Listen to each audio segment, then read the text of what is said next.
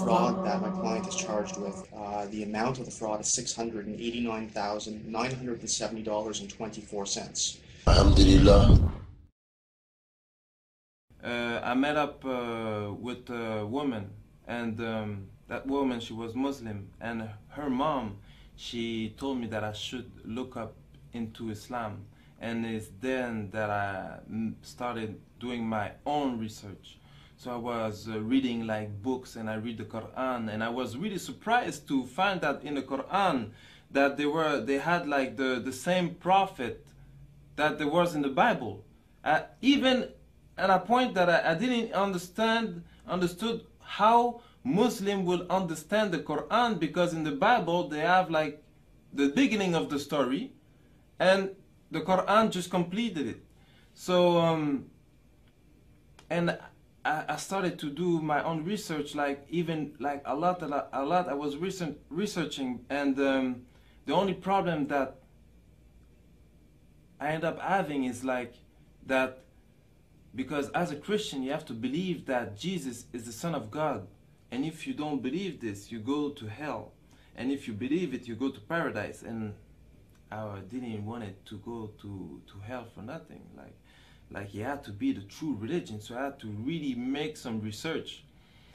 And alhamdulillah, I found that Islam was the truth, and I made my shahada.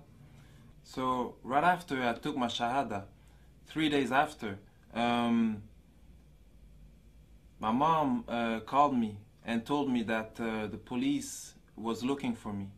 So I went to see my lawyers, and they told me that I should give myself in. So I went and I gave myself in, but for the first time, it was the first time I went into jail as a Muslim.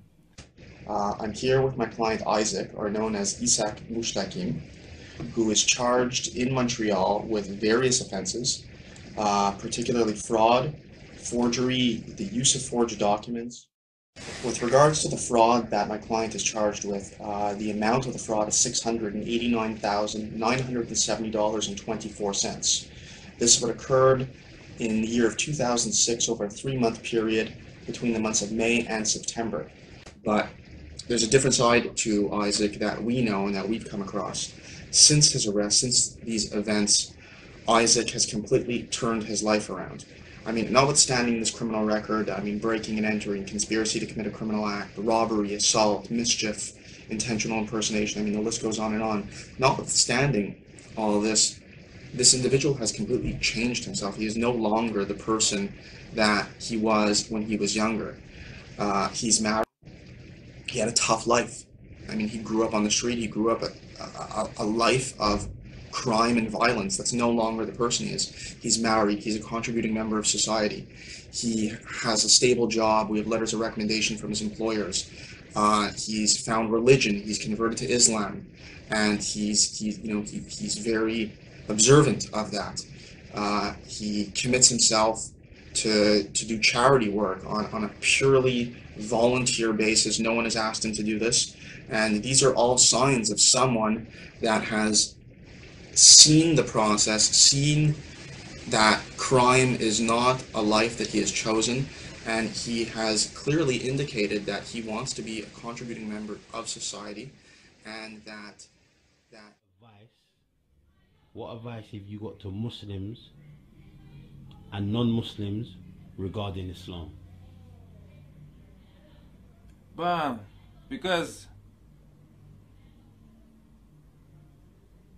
more that because before I never knew like Muslim people. If there was Muslim people around me, I didn't know because they never talked to me about Islam. I really think that there was no Muslim around me.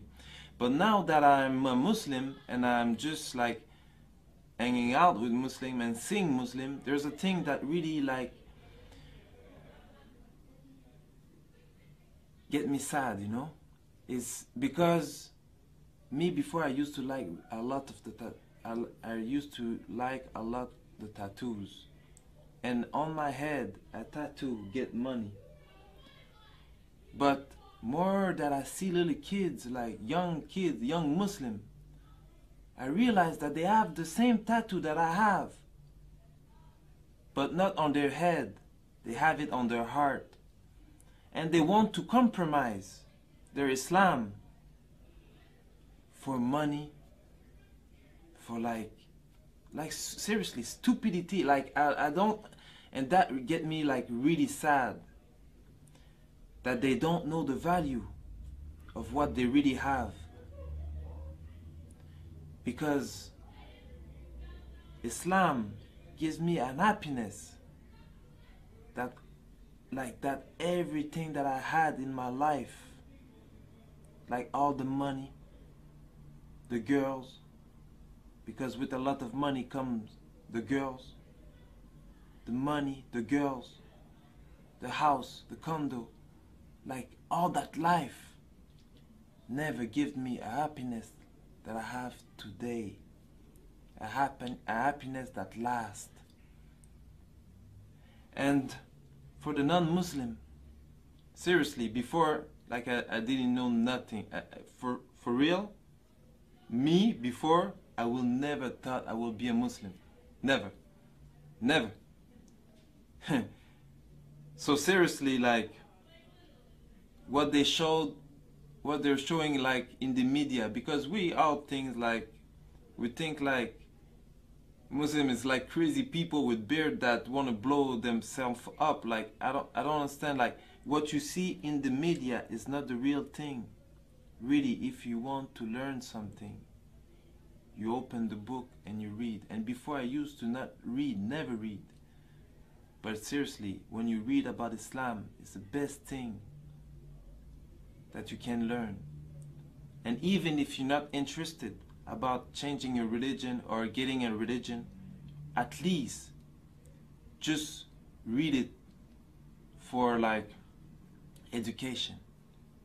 Just read it so you know what they're talking about. Why so much people are turning into Islam? Why? You have to question yourself, like, because everybody has a brain. Maybe you believe there's a God or not. I believe there's a God, and a God like give us a brain, and the brain is to think. So I just ask you to think by yourself. Don't think like don't just follow what the media gives you. Like think by yourself and read. Like read the Quran. There's translation of the Quran in French, in English, in all the language. So just read, try to really learn about Islam, and don't look what the Muslims are doing, because that's a lot of people say like, but I know a Muslim. A lot of Muslim, we're human beings and we all do mistakes, and there's a lot of Muslims that like there's only one Muslim, and that was a prophet that really like can live what the religion, the Prophet ﷺ, like that really like lived what the religion was teaching. But all the Muslims, most of the Muslims, even me, I'm not a perfect Muslim. We all try to be good. We all try, but you can't learn the religion by looking at me or hearing what I'm saying. So that's why I'm saying go read the Quran and learn about Islam from its source. Assalamu alaikum wa rahmatullahi ta'ala wa barakatuh.